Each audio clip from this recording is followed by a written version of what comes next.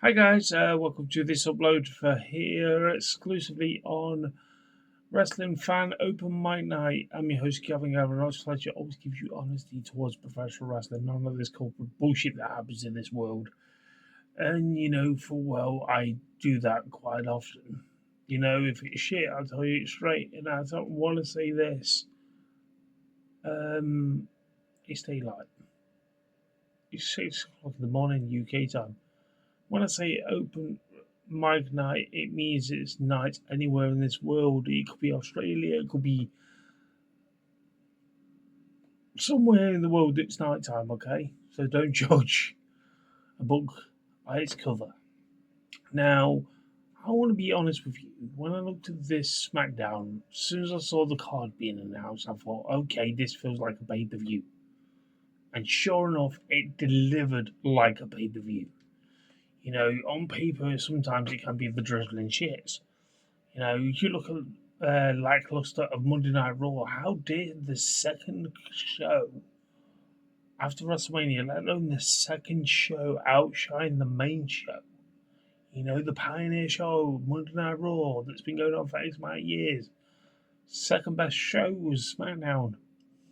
Now I feel like SmackDown is turning the other cheek.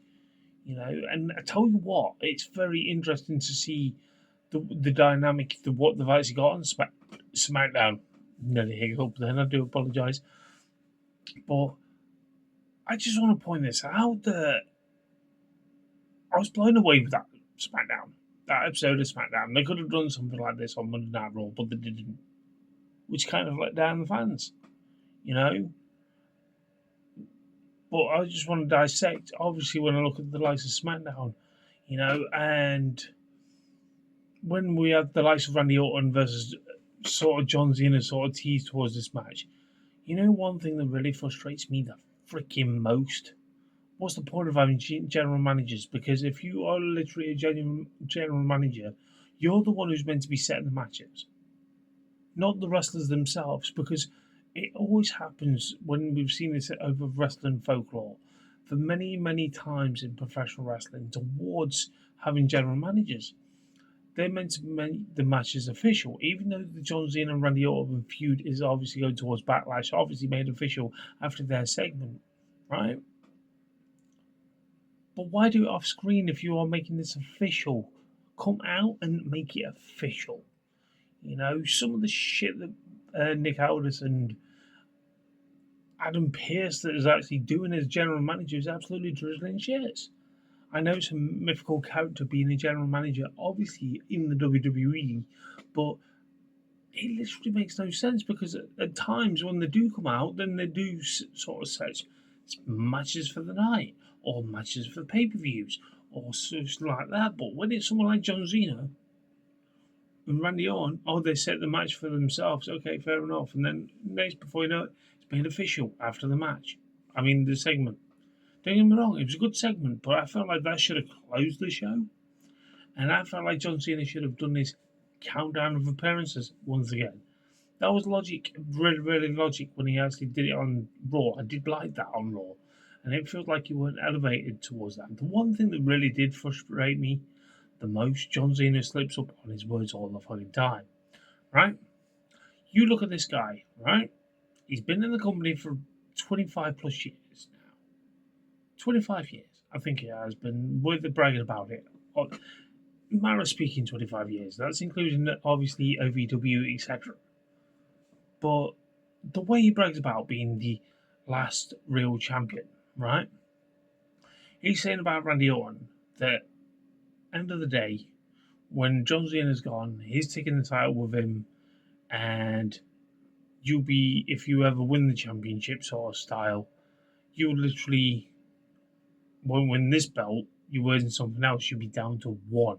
You've already got 14 victories of having the title. I've got 17. Not being funny, John. I want to point this out.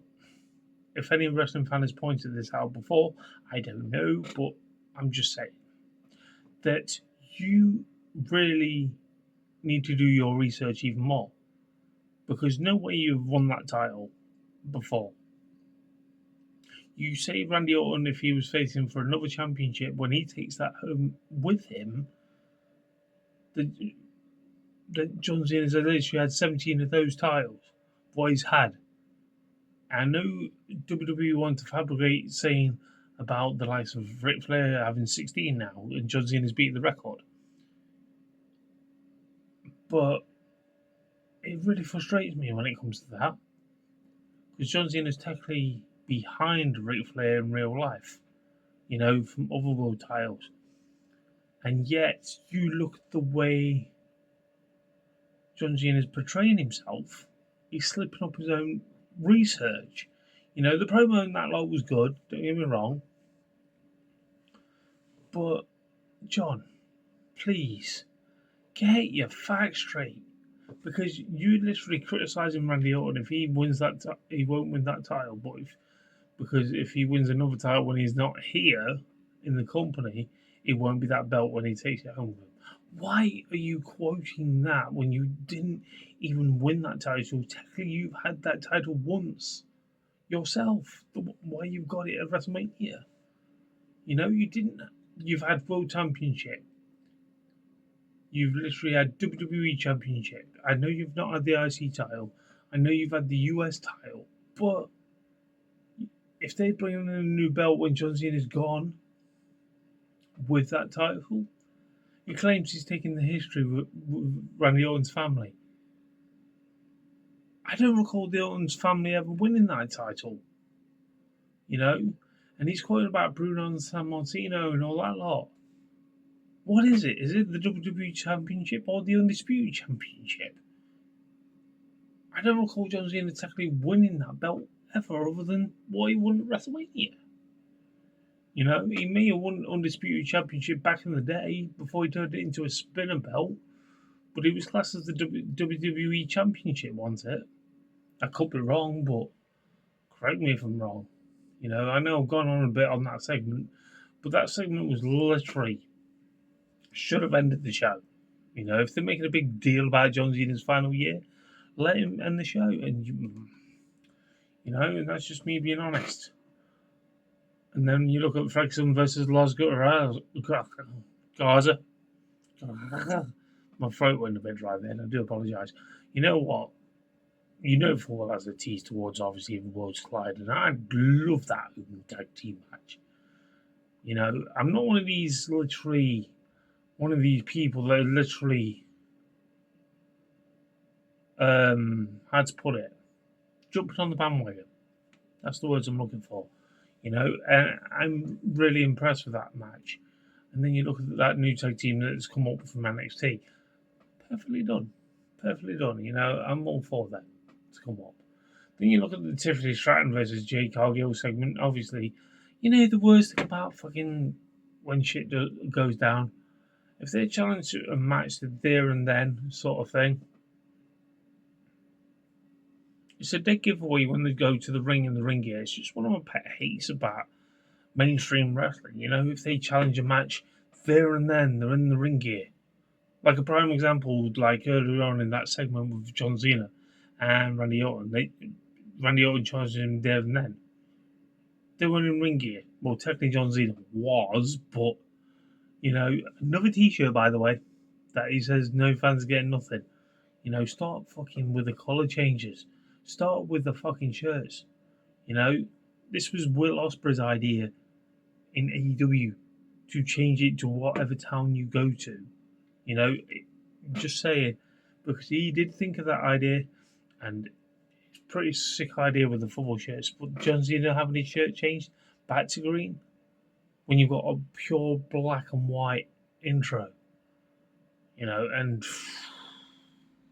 it frustrates me. But anyway, with the Tiffany and Jade Cargill thing, don't get me wrong, was an okay match before the interferences, which literally makes no sense.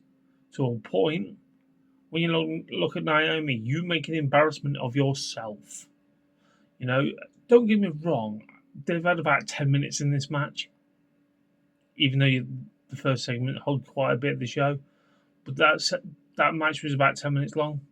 Nia Jax getting involved against Tiffy. Why do fans need to rekindle this feud? I preferred the likes of Jade Cargill when she was in AEW, even though I wasn't a fan. But I do love Jade Cargill's entrance music. That shit fucking is fire. I do like that. But like I was saying about Naomi when she attacked Jade Cargill, and I'm going to be honest with you, why? Yeah, fair enough, the WrestleMania, but why are you doing it so sloppy? Someone that has been in the wrestling industry for as long as you have, Naomi, why are you punching thin air when you look like you're not even touching her completely? When you were swinging your arms around, it's fucking weird. I can understand if you were swinging for the fences and literally knocking her for six, but you was punching mid-air. The camera picked it up, and they glammed it up later on in the highlight package what actually happened from a different angle, made it look even more worse. It seems like they're sort of teasing women's maybe some way or form, possibly a fatal four-way for the Women's WWE Championship on SmackDown.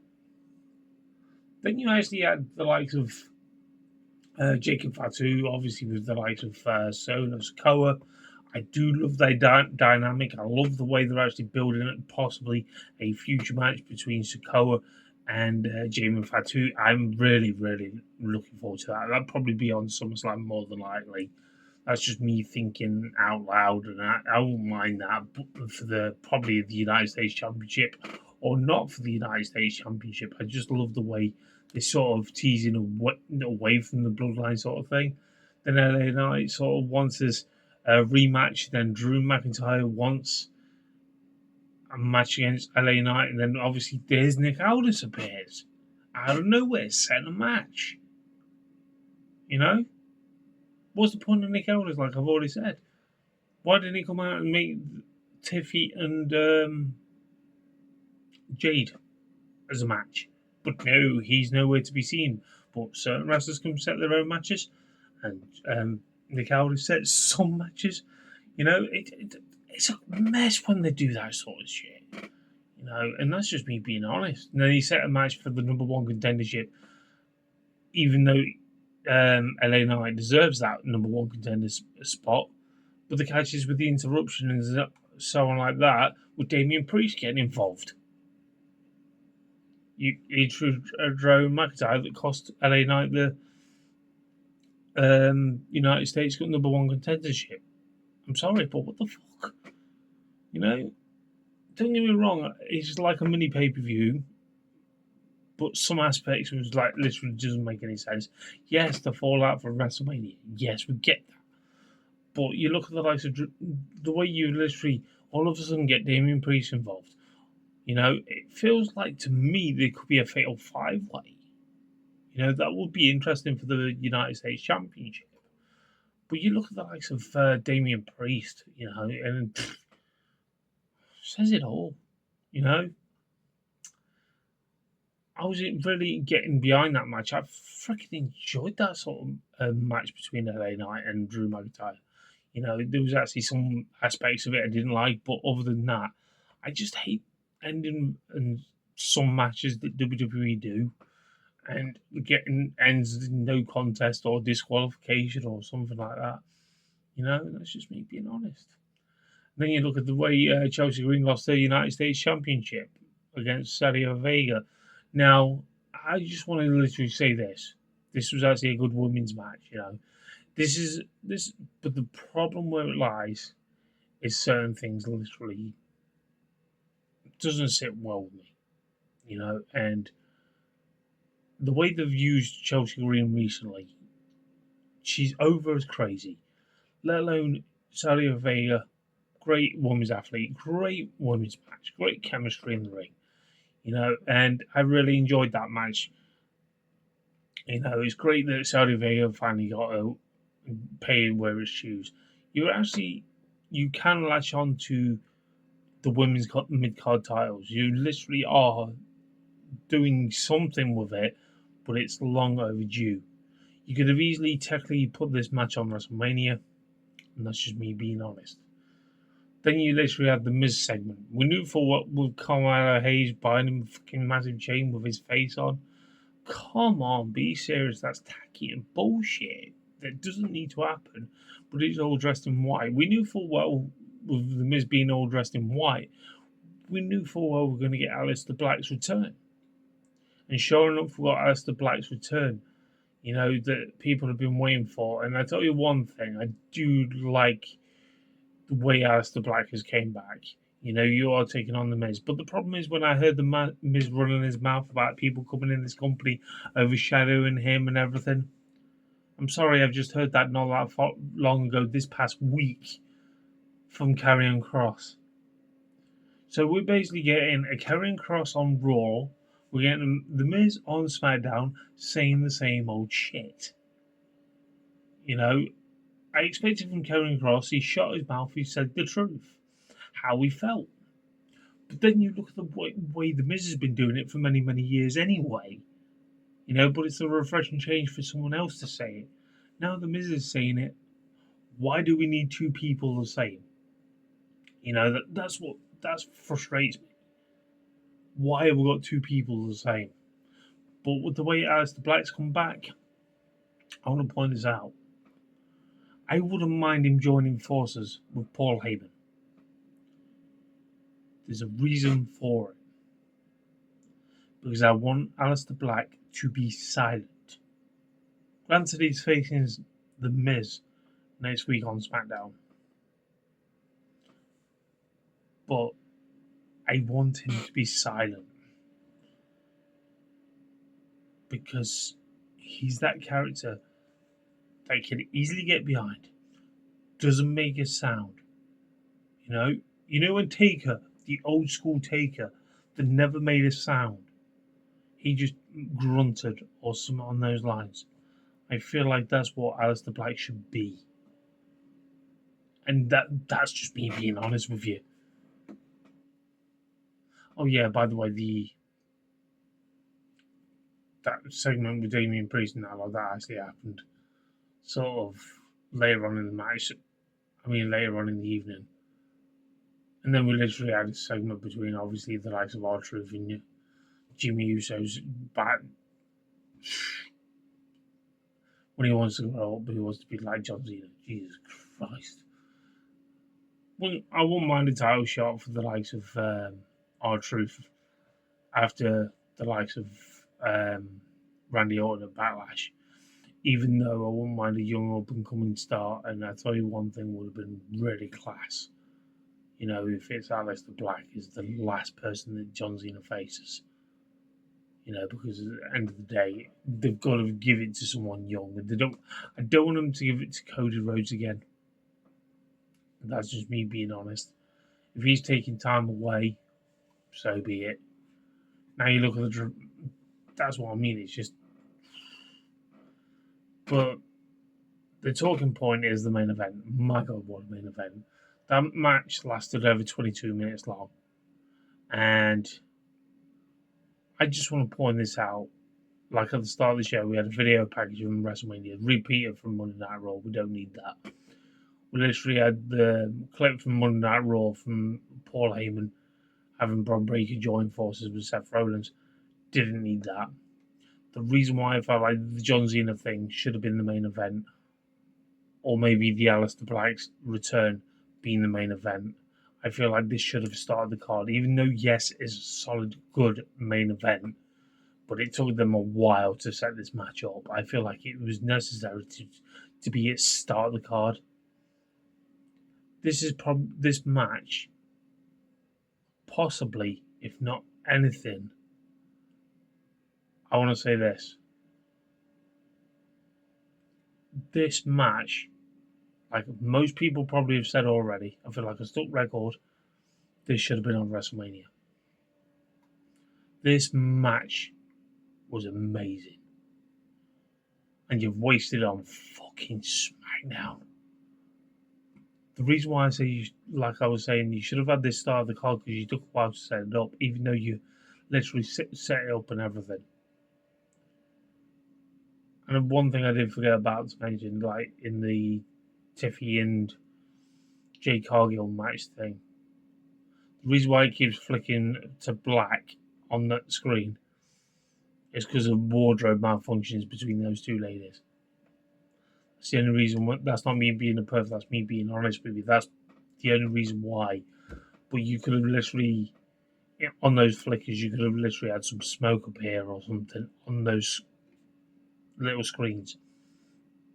And going back to this triple threat TLC match, you should have had it at Mania. Start of the card on night one, or start of the card night two. No. I would say start of the card night one. To get people pumped for being at WrestleMania, to watching WrestleMania. But I look at this match and I'm thinking it should have been start of the card tonight. Even though it's a fucking solid main event, but you took far too long to set it up.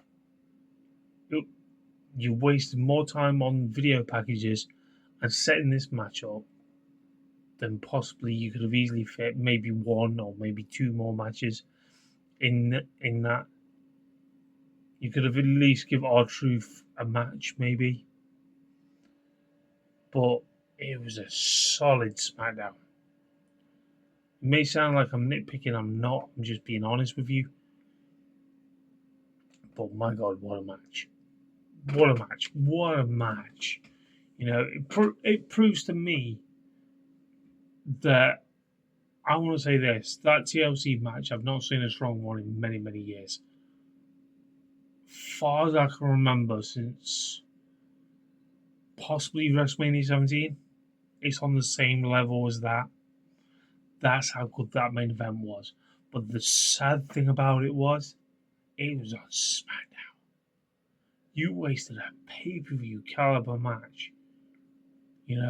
Where can they go with the feud between these? This is what I don't get.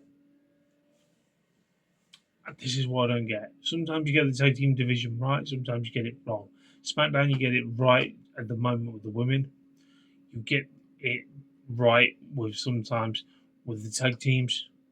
But the other cards in that lot in between, okay, fair enough. The one thing that would have been spicing it up for me, that would have been brilliant, right? You've already put a few members of NXT up to the main roster. You started off the card with that match. Okay. You look at the clusterfuck that you had for the women's match on SmackDown. I mean Raw. That was messed up because you didn't sort of tease anyone that's coming up. All you've teased is pretty much Rusev that has come back. Right? For the attack on Tiffany, if you was going to make someone look strong, you didn't need to use Nia Jax. You could use someone like Jordan Grace. I know she's, how to put it without offending anyone that's watching this. I'm not saying I'm a fan of her, but I do respect her work ethic. But I thought something was going to happen with possibly her because she didn't win the title at Stand and Deliver. If they gave a damn about her, they're wasting her in NXT. No disrespect to any woman that has been in the company a while, but I just want to say this. If you are moving people to the main roster for a surprise, you could have done that because Charlotte Flair took on Tiffany Stratton. That's one of the strongest women's that is in that division on SmackDown. Is Charlotte Flair, even though she's just come back from injury, etc., etc., etc., and you beat her. What way to do it is to beat one of the strongest women on that roster. I wouldn't mind down the line at some point Jay Cargill versus Jordan Grace. It will be golden because you've got two powerhouse females that you do not see in WWE that often. We've not seen a powerhouse woman since China, and that would have been perfect, But I don't mean like do it like now. get momentum going.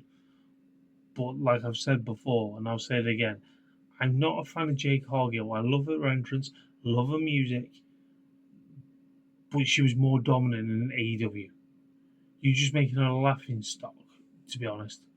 I've not invested my time and effort for Jade Cargill since she's been in WWE. And that's just me being honest. But anyway, I'm off. I'm off to bed. Yeah, it's 6:30 in the morning. But until next time, catch you guys soon.